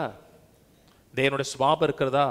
கிறிஸ்துவான ஒரு மகிமையின் நம்பிக்கையாக நமக்குள்ள இருக்கிறான் இருக்கு. மோசே முகம் வாழ்நாள் முழுக்க முக்காடு போட்டார் பைபிள் சொல்லலை. ஒரு குறிப்பிட்ட காலம் தான் முக்காடு போட்டார். ஏன்னா கர்த்தருடைய மகிமையை அவர் பார்த்தார். நாம் கர்த்தருடைய மகிமையை பார்க்கல, கர்த்தருடைய மகிமையை பார்த்து கொண்டே இருக்கிறோம். பார்க்கிறது வேற, பிஹோல்டு பண்ணுகிறது வேற. பிஹோல்டு பண்ணான் இருக்கு, பிஹோல்டிங்னா கண்டினியூஸா பார்க்கறது. ரட்சிக்கப்பட்டோம் நம்ம குடும்பத்தில் நம்ம வாழ்க்கை பார்க்கும்போது சின்ன மாற்றம் தெரிஞ்சா கொஞ்சமா தெரிஞ்சிருக்கணும். ரட்சிக்கப்பட்டான் பரவாயில்லடா கொஞ்சம் மாறி இருக்கானே அப்படின்னு தெரியணும். அப்படின்னா என்ன, ஏதோ ஒரு மாற்றம் ஏற்பட்டிருக்கு. அத்தோட நின்றக்கூடாது. மகிமையின் மேல் மகிமை அடைந்து மறுவமாக வாழ்க்கையில் இருக்க தேவனை இந்த உலகத்தை காமிக்கணும், தேவனுடைய அன்பை காமிக்கணும், தேவனுடைய இரக்கத்தை காமிக்கணும், தேவனுடைய தயவை காமிக்கணும். நம்மோடு இடைப்படுகிற மக்களை அவர்கள் தேவனோடு இடைப்படுகிற போல ஆளை போல காமிக்கணும். நம்முடைய செயல்பாடுகளில் தெரியணும். முகத்தில் தெரியுதோ இல்லையோ, முகமே அழகா மாறுங்க. ஒரு ஆளை நீங்கள் திட்டுங்க, நல்லா மேக்கப் போட்டிருக்கட்டும், திட்டி அவங்கள உள்ளத்தில் சோர் வர வைங்க, அடுத்த நிமிஷம் அத்தனை அழகு அப்படியே குறையும். அன்னைக்கு நான் அப்படியே லிட்டரலாக பார்த்தேன் ஒரு இடத்துல.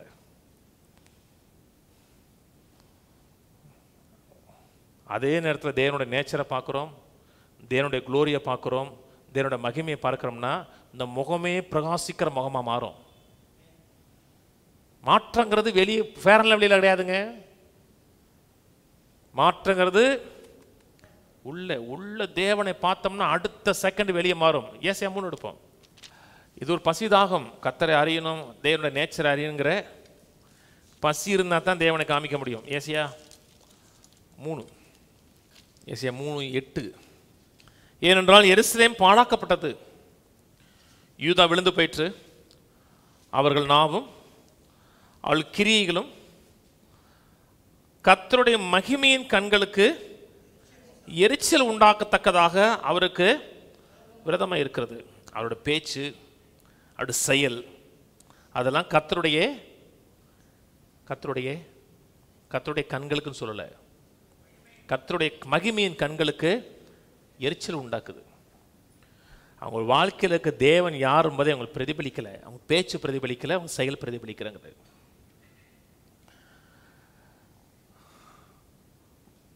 இஸ்ரேல் ஜனங்கள் முதல் முறை தாகம் தீர்க்கப்படுவதற்காக மோசேட்ட கேட்குறாங்க. மோசே கண்மலை அடிக்க சொல்கிறார் கர்த்தர். ஏன்னா கிறிஸ்து ஒரு முறை அடிக்கப்பட வேண்டும். அந்த கண்மலையின் மேலே கர்த்தர் நிற்கிறார். கண்மலை அடிக்கப்படலை, கிறிஸ்து அடிக்கப்படுகிறார். தண்ணீர் புரண்டு வருது, மக்கள் குடிக்கிறாங்க. திரும்பி எண்ணாம் 20 மக்கள் கேட்குறாங்க, நாங்கள் சாகவா வந்தோம், தண்ணி இல்லைன்னு சொன்ன உடனே கர்த்தர் அந்த ஜனங்களோட பரிதபிக்கிறார். வணங்கா கழுத்துள்ளவர்கள் அப்படி எந்த வார்த்தையும் சொல்லவே இல்லை, பொல்லாதவர்கள் எந்த வார்த்தையும் சொல்லலை. ஆனால் மோசே, வணங்கா கழுத்துள்ளவர்களே நீங்கள் திருந்தவே மாட்டீங்களா, உங்களுக்கு நான் தண்ணியை கொண்டு வரமான்னு சொல்லி கோபத்தில் அப்படியே கண்மலை அடிக்கிறார். கர்த்தருடைய மகிமையின் கண்களுக்கு அவர் எரிச்சலை உண்டாக்குறார்.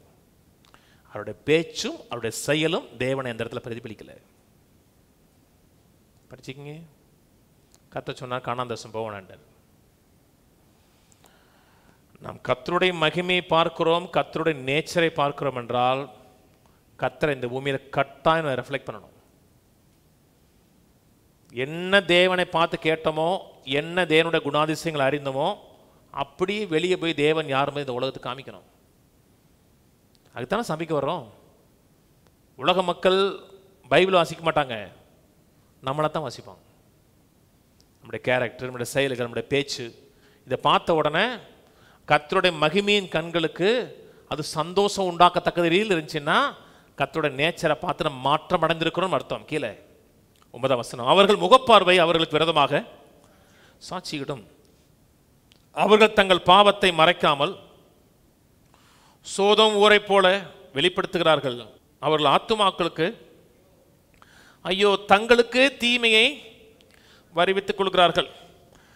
நம்முடைய முகம் சொல்றாரு, அவர்கள் முகப்பார்வை அவர்களுக்கு விரோதமாக சாட்சியிடும். அவருடைய வேறு விதமாக முகம் அவர்களுக்கு விரோதமாக சாட்சி சொல்லுங்கிறார். ஒரு பையன் திருட்டு பையன், யாரும் ஈஸியாக ஏமாத்திடுவான், பொல்லாதவன் நைஸாக பேசி ஏமாத்திடுவான். நீங்கள் கர்த்தரோட நல்ல உறவு இருந்தீங்கன்னா அவன் திருடன்னு கண்டுபிடிச்சிடலாம்.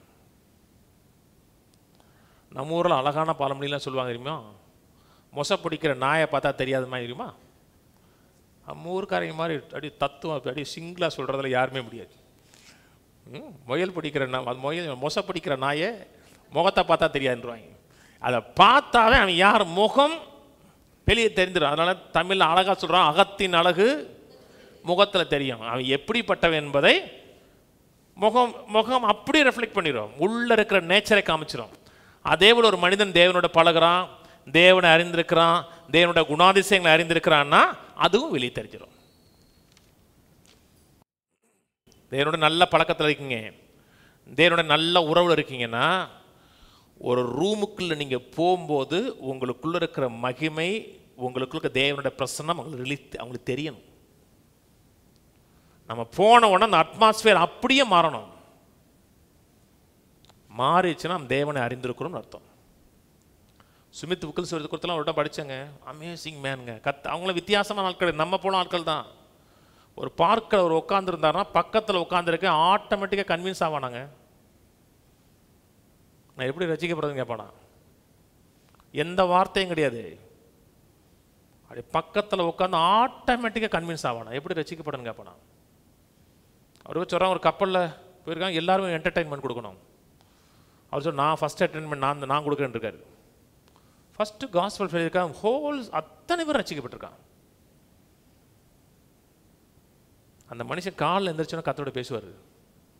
கத்தோட நேச்சரை அறிந்தவர்கள், வாஞ்சியாக இருக்கணும், இருதய துடிப்பாக இருக்கணும். ஆண்டவரே நம்மை அறியணும், மற்றவர்கள் நம்மை அறிந்தார்களோ அறியலையோ, மற்றவர்கள் அறிவதை பார்க்கணும், உண்மை அதிகமாக அறியணும். அந்த பசி இருந்துச்சுன்னா உங்களை சும்மா விடாதுங்க. உலகத்தில் எதுவுமே திகட்டிடும், கத்தரை குறித்த அறிவு மட்டும் திகட்டா தெரியுமா? இவனோட ஒரு பிரசங்கத்தில் சொன்னேன், நம்ம கார்த்தி தம்பி அங்கேருந்து கோயம்புத்தூர்ல ஸ்வீட் வாங்கிட்டு வருவான். சரி, ஆனந்தாஸில் ஒரு மைசூர் பாக்கு, அது நம்ம ஊர் மைசூர் பாக்கு நல்லாயிருக்கும். அதாவது ஸ்பெஷல் எடிஷன், டெய்லி ஒரு ஃப்ளேவரில் போடுறான். அதாவது ஒரு நாளைக்கு ஜாக் ஃப்ரூட்டில், ஒரு நாளில் அப்புறம் அத்திப்பழத்தில். வாங்கிட்டு வந்தால் தேனாக இருந்துச்சு. நான் உள்ளே போனவுடனே ரொம்ப சாப்பிட மாட்டேன், இனிப்பு பிடிக்கும். இனிப்பு சாப்பிட்டோம்னா இருமல் வரும். ஆனால் இருமலை காட்டில் இனிப்பு தான் ரொம்ப பிடிக்குது நமக்கு. ஏன்னா யாராச்சும் வாங்கி கொடுத்துறாங்க, அது போனோடனே டெம்ப் பண்ணுது நம்மளை. கொஞ்சோண்டு தான் சாப்பிடுவேன், இவ்வளோ தான் எடுப்பேன். கொஞ்சம் லைட்டில் ஒரு கத்தி எடுத்தோடனே அது சாப்பிட்டோடனே சரி போகலான்னு வேணோம்னா கிச்சனை விட்டு போகிறதுக்குள்ளே திரும்பி கூப்பிட்றோம், வா வா வா வா வா வா, திரும்பி ஒரு பீஸ் போட சொல்லும். ஆனால் இப்போ அது எனக்கு திகட்டிருச்சு. போன வாரம் சொல்லும் போது வாங்கிட்டு வராதேன்ட்டு, எனக்கு பிடிக்கலன்ட்டு. ஆனால் மற்ற எல்லாமே உங்களுக்கு திகட்டும், கத்தர் மட்டும் உங்களுக்கு திகட்ட மாட்டார். கத்தரோட பழகுறீங்க, கத்தரோட நல்ல உறவில் இருக்கீங்கன்னா உங்களுக்கு சொந்தக்காரங்களுக்கு தெரிஞ்சிடும். முதல் முறை மோசே மேலே இறங்கி வரும் பொழுது கத்தருடைய மகிமையை வெளிப்படுத்துகிறான் ஆரோனுக்கும் மிரியத்துக்கும் தெரியாது. செகண்ட் டைம் வரும்பொழுது பார்த்தாங்க, அவரோட கத்தர் இருக்கிறார், கத்தரோட பிரசன்னம் இருக்கிறது. செகண்ட் டைம் பார்த்தாங்க. நம்ம மக்கள் பெரும்பாலும் சீயோன் மலைக்கு போகவே இல்லை, எல்லாம் சீனாய் மலையில் தான் இருக்காங்க. சீனாய் மலையில் இருக்காங்க, தேவனை உக்கிர கோபத்தோடு பார்க்குறாங்க. எந்த உக்கிர கோபத்தோடு தேவனை காமிச்சாங்களோ அப்படி ரோட்டில் காமிக்கிறாங்க, வீட்டில் காமிக்கிறாங்க. தேவனுடைய தயவு, தேவனுடைய அன்பு, தேவனுடைய மன உருக்கத்தை பார்த்தீங்கன்னா நீங்கள் மன உருக்கம் உள்ள ஆளாக இருப்பீங்க. கோபத்தை நிகழக்கூடிய ஆளாக மாறுவீங்க. கவனிக்கிறீங்க? அதுக்கு டிசிப்ளின் பண்ணணும், பாடி டிசிப்ளின் பண்ணணும், எண்ணத்தை டிசிப்ளின் பண்ணணும். கத்தர் எதுக்கு மகிமையை காமிக்கிறார் என்றால் ஒரு நோக்கம். கத்தருடைய மகிமையை பார்க்கும்போது எந்த மகிமையை பார்க்கிறோமோ அந்த மகிமையாகவே மாற்றப்படுவோம். பேசினாலும் திருப்புவோம். முதல் முறை ஜனங்களுக்கு ஒரு ஒன்றுமே ஆஃபர் பண்ணலைங்க. முதல் முறை ஏதாச்சும் சொன்னாரா? ஃபுல்ல கோபமும் ஆக்கினை தீர்ந்து தான் இருந்துச்சு. அதுக்கப்புறம் அந்த மனுஷனுடைய லைஃப்பை பாருங்கள். அந்த மக்கள் பாவம் செய்யும் போதெல்லாம் இன்டர்சீட் பண்ணுவார். ஆண்டவர் சொல்கிறாரு, உங்கள் பேரை நான் கிரிக்கிறேன், என் பேரை இருக்குங்க ஆண்டவர். அப்படி ரேடிக்கல் சேஞ்சுங்க, டோட்டலாக மாறினார். அந்த மக்களுக்காக பரிந்து பேசுகிறாரு, நடுவில் நிற்கிறாரு. ஏன்னா தேவனுடைய நேச்சர் அந்த மனுஷன் பார்த்தார். அதான் ரியல் சேஞ்ச். எபேசியர் 4. நம்ம நைஸாக இருக்க ட்ரை பண்ணலைங்க. ட்ரை பண்ணிங்கன்னா கொஞ்ச நேரத்தில் விளங்கிறோம். முயற்சி எடுக்கலை, மறுரூமாகிறோம். எபேசியர் 4:29. கெட்ட வார்த்தை ஒன்று உங்கள் வாயிலிருந்து புறப்பட வேண்டாம். பக்தி விருத்திக்கு ஏதுவான நல்ல வார்த்தை உண்டானால் அதையே கேட்கிறவர்களுக்கு பிரயோஜனம் உண்டாகும்படி பேசுங்கள். அன்றியும் நீங்கள் மீட்கப்படும் நாளுக்கென்று முத்திரையாய் பெற்ற தேவனுடைய பரிசுத்த ஆவியை துக்கப்படுத்தாதிருங்கள். சகலவித கசப்பும் கோபமும் மூர்க்கமும் கூக்குரலும் தூசணமும் மற்ற எல்லா துர்க்குணமும் உங்களை விட்டு நீங்க கடவுது. அப்புறம் ஒருவருக்கொருவர் தயவாயும் மன உருக்கமாய் இருந்து கிறிஸ்துவுக்குள் தேவன் உங்களை மன்னித்தது போல ஒருவருக்கொருவர் கோபப்படாதீங்க, மூர்க்கமா இருக்காதீங்கன்னு சொல்லிட்டு ஆண்டவர் உங்களை எப்படி நேசித்தாரோ அதை அப்படியே வெளிப்படுத்துங்கிறார். தேவன் நம்மை காமிக்கிற நோக்கம் என்ன, இலக்கு என்னங்க?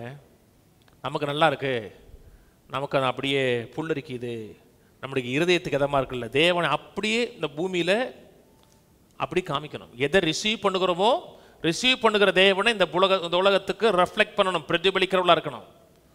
தேவனை அன்புள்ளவர், இரக்குள்ளவர், தயவுள்ளவர், காருண்யம் உள்ளவர் காமிக்கணும். தேவன் நம்ம மேல மென்மையா இருக்கிறாரா, தயவா இருக்கிறாரா, எப்படி இருக்கிறாரோ அப்படி இருங்க. 5ஆம் அதிகாரம் எபேசியர்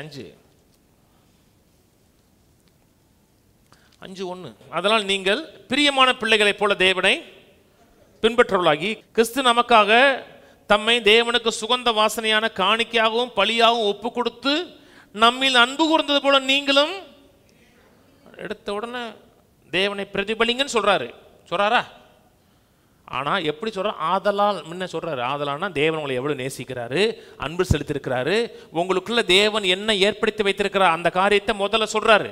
என்ன உங்களுக்கு ஏற்படுத்தப்பட்டிருக்கிறதோ அதை நீங்கள் ரெஃப்ளெக்ட் பண்ணுங்க, இமிட்டேட் பண்ணுங்கிறாரு. நான் சொன்னது புரியுதுங்க? அவர் சூரியன், நம்ம சந்திரன்.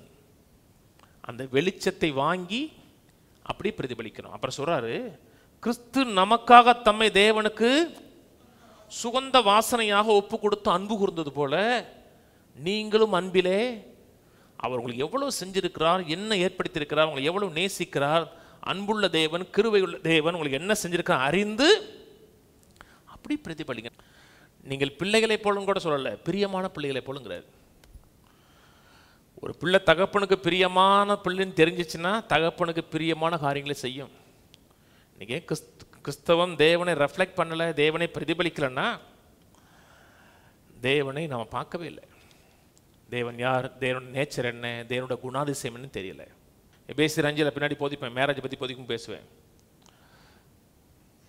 ஒருவருக்கொருவர் கீழ்ப்படிங்கிறார் அப்படின்னு சொல்லிட்டு கிறிஸ்துவுக்கு கீழ்ப்படுகிறது போல கணவனுக்கு கீழ்ப்படிங்கிறார். கிறிஸ்து உங்களை நேசிக்கிறது போல மனைவியை நேசிங்க. கிறிஸ்து நம்மை நேசிக்கிறாரா? எப்படி நேசிக்கிறாரு? நிபந்தனை இல்லாமல் நேசிக்கிறாரு. சில இடம் சொல்றாங்களா, அவளுக்கெல்லாம் இந்த போடு போட்டாதாங்க அவள் திருந்துவாங்கிறாங்க. அவளுக்கெல்லாம் 4 போடு போட்டு அவளை வசக்கனான்னு திருந்துவார். உங்களை அவர் வசக்கனா என்ன ஆகுறது? நம்ம இன்னும் திருந்தாமல் தானே இருக்கோம், பல வருஷமாச்சே. அவர் உங்களை எப்படி திருத்தினாரோ அப்படி உங்களை எப்படி திருத்துறாரு? அன்பா பேசுறாரு, கிருபையுள்ள வார்த்தையை பேசுறார், அன்புள்ள வார்த்தையை பேசுறார்.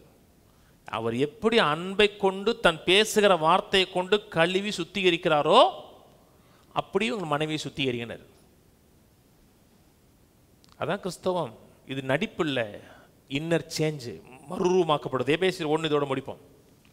நம்முடைய பிரதானமான நோக்கம் கர்த்தரை மகிமைப்படுத்துறங்க. நம்ம வாழ்க்கையில தேவனை இந்த உலகத்துக்கு வெளிப்படுத்தி காமிக்கணும். எபேசியர் 1 தேவனோட மகிமை வெளிப்படும் பொழுது ஆராதனை வருது. தேவனை மகிமைப்படுத்தும் போது மக்களை நாம் வெளிப்படுத்துகிற விதம் மாறுது. இருதயத்தில் இருக்கிற தேவனை உலகம் காமிக்குது. தேவன் எவ்வளவு அன்புள்ளவர், இரக்கம் உள்ளவர், தயவுள்ளவர், காருண்யம் உள்ளவர்னு உலகம் பார்க்குது. இதை கேட்டுட்டு எதுவுமே கேட்காத போல நீங்கள் அப்படியே போயிடலாம். இத்தனை வருஷம் எப்படி இருந்தோமோ அப்படி இருக்கலாம். இல்லை, நான் மாற விரும்புகிறேன், தேவனை அறிய விரும்புகிறேன், பிரியமான பிள்ளையை போல தேவனை வெளிப்படுத்த விரும்புகிறேன் அப்படின்னு நினச்சிங்கன்னா ஒரு கதறல் இருக்கும். ஆண்டவரே, உண்மை நான் அறியணும், உடைய மகிமை என்னை காமின்னு கதறல் இருக்கும். எந்த மகிமையை பார்க்கிறீர்களோ அப்படித்தான் ஆவி. நீங்கள் பார்க்காதவரை ஆவியான வேலை செய்ய முடியாது. ஆவியான அற்புதமானவர்கள் மகிமையை காமிக்கவும் செய்கிறாரு, அதே மகிமையை கொண்டு நம்ம மாற்றமும் செய்கிறார். எபேசியர் 1:16 இடைவிடாமல் உங்களுக்கு சோத்திரமணியின் ஜெபங்களில் உங்களை நினைத்து நம்முடைய கர்த்தராகிய இயேசு கிறிஸ்துவின் தேவனும் மகிமையின்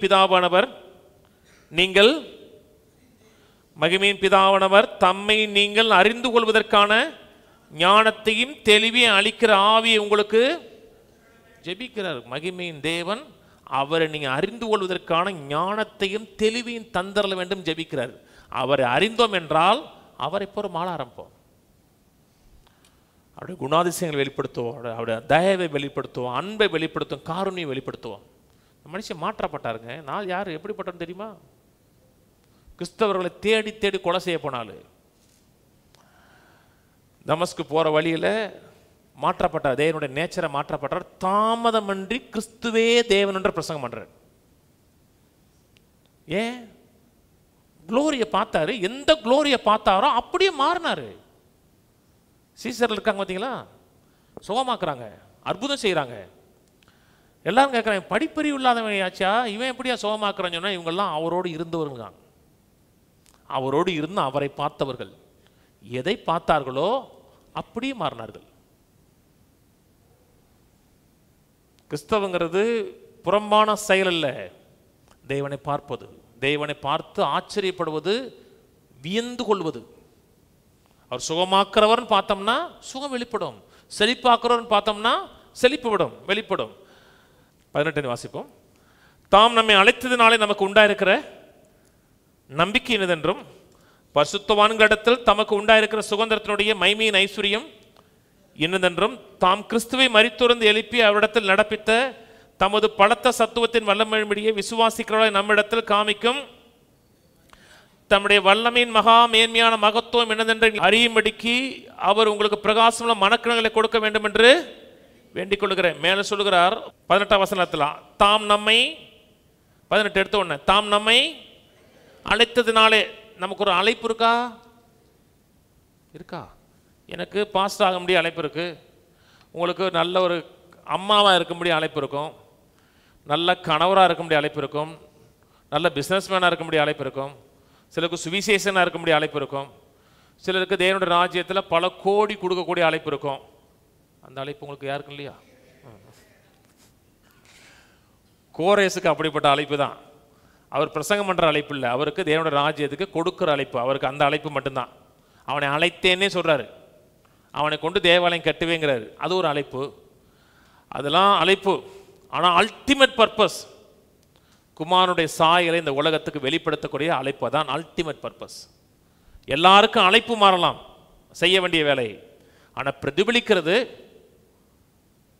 குமாரனை இந்த பூமியில வெளிப்படுத்தணும். எப்படி வெளிப்படுத்தணும்? குமாரனை காணணும், அவருடைய முகத்தில் உள்ள மகிமையை பார்க்கணும். எந்த மகிமையை பார்க்கிறோமோ மகிமையா மாற்றம் அடைவோம். அப்படித்தான் ரியல் சேஞ்ச் உண்டாகுது, முயற்சியில் இல்லை. தேவனை டோட்டலா ட்ரஸ்ட் பண்ணணும். மோசைக்கு மேல மாறணுங்க. மோசைக்கு இருந்த மகிமையை பார்க்கலாம், இன்னைக்கு நமக்கு தேவன் வெளிப்படுத்துகிற மகிமை அதிகமானது. தேவன் மோசைக்கு தன்னை பூர்ணமா வெளிப்படுத்தினாரா? இல்லை. ஏன்னா எபிரேயர் புத்தகம் சொல்லுகிறாரு, பூர்வ காலத்தில் பங்கு பங்காக வகையாக பிதாக்களுக்கு தன்னை வெளிப்படுத்தினார், கடைசி காலத்தில் குமாரன் மூலமாக தன்னை பூர்ணமாக வெளிப்படுத்தியிருக்கிறார். அன்னைக்கு வெளிப்படுத்த ஒரு பார்சியல் ரெவலேஷன். இன்னைக்கு தேவனை குறித்து நான் பார்க்கிறது ஃபுல் ரெவலேஷன். பார்சியல் ரெவலேஷன், குறிப்பிட்ட வெளிப்பாட்டை பெற்றவனே அப்படி மாறி இருக்கிறான்னா ஃபுல் க்ளோரி கொடுத்துருக்கு. அப்போ அதெல்லாம் சொல்றாரு, அந்த மகிமையை பார்க்கலும் இந்த மகிமை பெருசுங்கிறது. எப்படி பார்க்கிறோம்? கண்ணாடியில் பார்க்கிறோம். யாரை பார்க்கிறோம்? கிறிஸ்துவை பார்க்கிறோம். எந்த சாயலை பார்க்கிறோமோ அந்த சாயலா மாறுறோம். அடுத்த வாரம் தொடருவோம், எழுந்திருப்போம். பிதாவே உம்மை துதிக்கிறோம், ஸ்தோத்திரிக்கிறோம். நாங்கள் மாற வேண்டும் விரும்புகிறேன், மாற்றுவதற்கான கிருபை கொடுத்திருக்கிறேன். உம்முடைய மகிமை எங்களுக்கு வெளிப்படுத்துகிறேன். உம்முடைய மகிமைக்காக நன்றி செலுத்துகிறோம். அந்த மகிமையை புரிந்து கொள்ளக்கூடிய கிருபை கொடுத்திருக்கிறேன், அதுக்காக உமக்கு நன்றி செலுத்துகிறோம். நாங்கள் மாறுவதற்கான தயவை கொடுத்திருக்கிறேன், அதுக்காக உமக்கு நன்றி. அனுகூலங்களை கொடுத்திருக்கிறேன், உமக்கு நன்றி. கேட்ட ஒவ்வொருவரையும் ஆசீர்வதிக்கிறேன். நாங்கள் மாற வேண்டும் விரும்புகிறது மட்டும் இல்லாமல் நம் மாற்றத்துக்கான செயல்முறை என்ன என்பதை அறிந்து அதில் நடக்க உதவி செய்வீராக. அளவில்லாத கிருபை தயவு எங்கள் வாழ்க்கையில் இருக்கட்டும். உம்மை காணட்டும். கர்த்தர் இரக்கமும் கிருபையும் மகா சாந்தமும் நீடிய தயவும் உள்ளவர் என்பதை காணவும், அது பிரதிபலிக்கும் உதவி செய்வீராக. கோபத்தை நெகிழ்ந்து கர்த்தர் எவ்வளவு நேசிக்கிறார் என்பதை அறிந்து அந்த நேசத்தை பிரதிபலிக்கக்கூடிய மக்களாய் மாற்ற வேண்டுமா ஜெபிக்கிறோம். ஆசீர்வதிங்க. என் வாழ்க்கையுமே பிரதிபலிக்கிறதா இருக்கட்டும், மகிமைப்படுத்துகிறதா இருக்கட்டும். அழைத்த அழைப்புக்கு பாத்திரவான்களாக நடக்க உதவி செய்யுங்க. நாம் மகிமைப்படட்டும். இயேசு நாமத்தில் பிதாவே, ஆமென். கர்த்தராகிய இயேசு கிறிஸ்துவின் கிருபையும் பிதாவாகிய தேவனுடைய அன்பும் பரிசுத்தாவின் ஐக்கியமும் இன்றைக்கும் என்றைக்கும் கிறிஸ்துவின் அறிவு மட்டும் இருப்பதாக. ஆமென். கர்த்தருடைய ஆசீர்வாதத்தை எல்லா தீமைக்கு விலக்கி காக்க கடவர். கர்த்தர் தம்முடைய தயவுள்ள முகத்தை உங்களை பிரகாசிக்க பண்ணி கிருபையாயிருக்க கடவர். கர்த்தர் தம்முடைய முகத்தை உங்களை பிரசன்னமாக்கி எல்லையெங்கும் சமாதானம் கட்டளையிட கடவர். கர்த்தருடைய ஆசீர்வாதத்தை ஜீவனோடு சுகத்தோடு தீர்க்காயுசோடு 120 ஆண்டுகளுக்கு மேலாக வாழ வைப்பாராக. ஆமென், ஆமென், ஆமென்.